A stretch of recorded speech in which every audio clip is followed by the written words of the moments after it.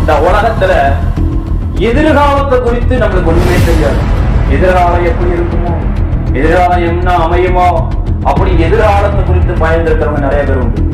ஆமே, எதிர்காலத்துல நல்ல வாழ்க்கை கிடைக்குமோ, எதிர்காலத்துல வீடு கட்டுவோமோ, எதிர்காலத்துல என்ன பண்ணுமோ, எதிர்காலத்துல எப்படி இருக்க போது, பிள்ளை எப்படி படிக்க வைக்க போறோம், பிள்ளைகளுக்கு எப்படி நல்லா வேலை பண்ணி வைக்க போறோம், பிள்ளைகளுக்கு எப்படி சொத்து சேர்க்க போறோம், எப்படி வீடு கட்ட போறோம், எப்படி ஆடு மாட வாங்க போறோம், எப்படி நகையை வாங்கி வைக்க போறோம், தெரியாம வாழ்ந்து வந்தோம்.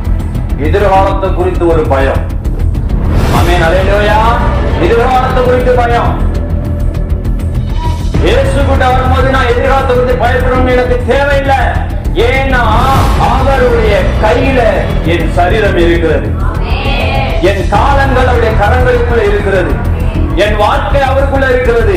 அதனால எதிர்காலத்தை குறித்து கொஞ்சம் கூட பயப்படணும் அவசியமே இல்லை. ஆமென். நான் கடவுள்